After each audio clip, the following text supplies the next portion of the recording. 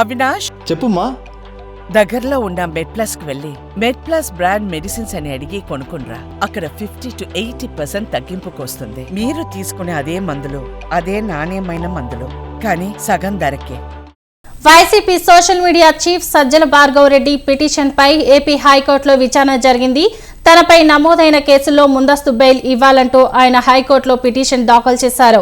ఇవాళ ఆయన పిటిషన్ పై విచారణ చేపట్టిన కోర్టు తదుపరి విచారణను ఈ నెల 29కి వాయిదా వేసింది. రాష్ట్రంలో అధికార పార్టీ ఆదేశాలతోనే వైసీపీ నాయకులు, కార్యకర్తలు తప్పుడు కేసులు బనాయిస్తున్నారని భార్గవ్ రెడ్డి తరపు న్యాయవాది కోర్టుకు తెలియజేశారు. ఒక పోస్టు పెడితే శ్రీకాకుళం నుంచి కుప్పం వరకు రాష్ట్రమంతా కేసులు పెడతారని చెప్పారు. సుప్రీంకోర్టు మార్గదర్శకాలు పాటించకుండా పోలీసులు వందల సంఖ్యలో కేసులు పెట్టడం వల్ల అనేక మంది ఇబ్బందులు పడుతున్నారని కోర్టు దృష్టికి తీసుకెళ్లారు. ఇరు పక్షాల వాదనలు విన్న కోర్టు తదుపరి విచారణను ఈ నెల 29కి వాయిదా వేసింది.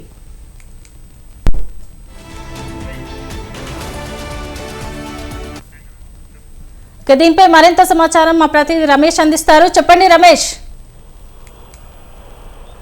శోభ, వైఎస్ఆర్ కాంగ్రెస్ పార్టీ సోషల్ విభాగం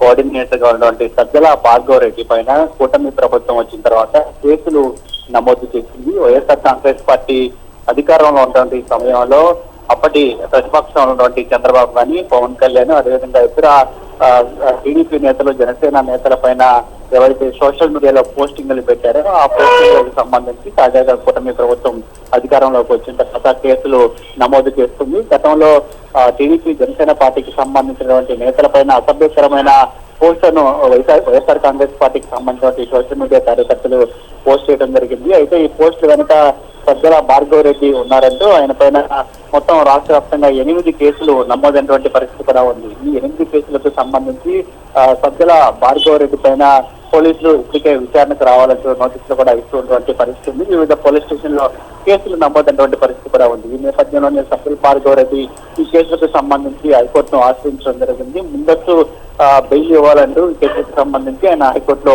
పిటిషన్ కూడా దాఖలు చేశారు. మొత్తం వివిధ పోలీస్ స్టేషన్ లో దాఖలైనటువంటి కేసులన్నిటికీ సంబంధించి ముందస్తు బెయిల్ ఇవ్వాలంటూ కూడా ఆయన హైకోర్టును ఆశ్రయించారు. దీనిపైన ఈ రోజు హైకోర్టు కూడా విచారణ జరిగింది. హైకోర్టులో సజ్జల భార్గవ్ రెడ్డి తరఫున ఆయన లాయర్లు వాదనలు కూడా వినిపించడం జరిగింది. ఉద్దేశపూర్వకంగానే సజ్జల భార్గవ్ రెడ్డిని అరెస్ట్ చేసేందుకు కూటమి ప్రభుత్వం ఆయన పైన అక్రమ కేసులు పెడుతుందంటూ కూడా హైకోర్టు దృష్టికి తీసుకురావడం జరిగింది. అంతేకాకుండా గతంలో ఆయన ఎలాంటి అసభ్యకర పోస్టులు చంద్రబాబు నాయుడు దృష్టికి కానీ, అదేవిధంగా పవన్ కళ్యాణ్ దృష్టికి కూడా పెట్టటువంటి పరిస్థితి కూడా లేదు. కొంతమంది వైసీపీ సోషల్ మీడియా కార్యకర్తలు అలాంటి పోస్టులు పెట్టినా వాటికి సజ్జల భార్గవ్ రెడ్డితో సంబంధం లేదనే విషయాన్ని కూడా కోర్టు దృష్టికి తీసుకొచ్చినట్టు తెలుస్తుంది. అయితే ఈ వాదనలో విన్నటువంటి కోర్టు డిసెంబర్ 29కి తీర్పును వాయిదా వేసినటువంటి పరిస్థితి కూడా ఉంది. ఆ రోజు తీర్పు ఏ విధంగా రాబోతున్నది మాత్రం వేచి చూడాల్సి ఉంటుంది. Right, thank you Ramesh.